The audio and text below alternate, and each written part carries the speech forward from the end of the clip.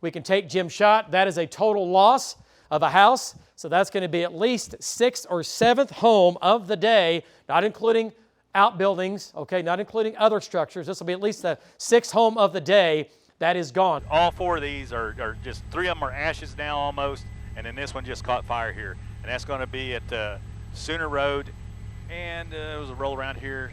The closest cross is going to be Simmons, I believe, David. But again, just a bad scene up here at Guthrie.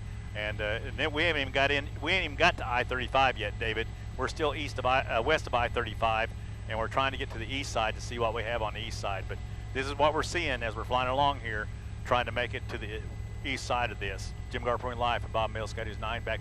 Man, we're just, you know, as it gets moving further east, David, as it gets further east, the smoke kind of clears out on the western side where we can get a shot of what's going on.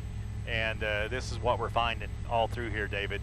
Man, I mean, it's just it's a mess up here right now. These are small patches of evergreens just crammed in real tight here. This is the south side of the fire.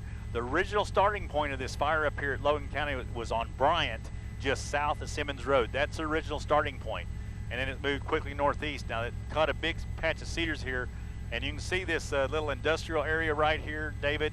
And then if we go back to the right, you can see that water tower right in there. There are flames burning around right in there, around them buildings right there. I haven't seen anything catch fire, but it's burning right back into all this, David. All those cedars. Jim Garpoint live for Bob Mills, Scotty News 9. Back to you. Again, if a fire is headed towards you, if this is coming towards you, obviously, whether it's a quarter mile away or across the street or whatever, like this house right here, you have to get out of the way. Do not wait for the knock on the door or a call from somebody. You have to really protect yourself and your family and your friends at this point if you have a fire directly coming at you. Do not wait. Do not wait for somebody to give you the get out mode, if you will. So looks like a fire burning here. David, it's a structure fire, but it looks like a gas pipe has ruptured or something and is just shooting flames out of the top of this thing. But yeah, this is just one of the many more structures that we've found, David. And man, I mean, that's a pretty major gas line right there that is coming out of the ground. I'm not sure where that's coming from, but it's roaring. I'm having to get down kind of in the smoke and get down and find a spot to get down in where you can see this. But if you see this whole area, that home just caught fire. Now, if he pulls back from right there wide, you can just count them, David, a little bit before the smoke covers it up. That's the problem. Every time we get in a spot, then the smoke covers it up. But there's several homes through here that are destroyed. I'm not. The count's going to be a lot bigger than what I just gave, but all through here, and that was like you said earlier, the community about an hour ago that we showed you, this kind of a manufactured home community, it's just completely devastated. All right, so here's what he was talking about. Okay, let's go back to Jim Gardner. Some kind of a storage, I don't know what that is, some kind of a business there. Jim, give us an update up near Guthrie. There's a total loss. Go ahead. Yeah, that's the ones we were talking about earlier, David, where that water tower that was right there, we pull back wide now. Pull back wide, you'll see that blue water tower at the top of your screen. That whole industrial park area right there, well, it now has finally caught one of those buildings on fire. Hopefully it won't spread to the other ones, but man, that's just one of the things you deal with, like you've been talking about all afternoon, the embers getting in there and just staying, and with this wind, they just smolder until they finally catch the building on fire. And you can see the thick black smoke off that, and that's right in this industrial area here. So hopefully this will be the only building in loss, but there is no,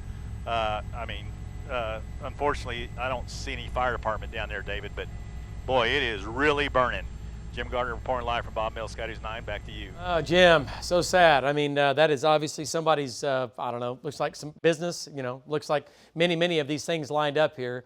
And Jim, how close is that to where that other storage place is? Is that right across the street? Give us an update on that. How close is that house? Right, north of it. So there's the blue water tower. There's the business at the top of your screen, David, that's burning. This is just in a line from north to south here, burning. And there's other buildings in here, David, that I can see that have been burnt to the ground. Like I said, I just can't get a count right now, David, through here, and it probably won't be the last. I mean, we don't know what's setting in. Oh, well. Okay, here we go. Right there on the right side of your screen, David. Do you see that? Yeah, go ahead, Jim. What's Zoom that? in on that business. I Go see. to the right. See it right Oh, there? right burning? here. Yep, there you go. Right next to the water tower, like you said. Jim, I saw Yep. this smoldering earlier. When you were there a couple of hours ago, I saw flames in here just quickly, and it finally took off. And Yep. notice, And it's still, Yeah. it's in that stage where it's really going to start ripping here.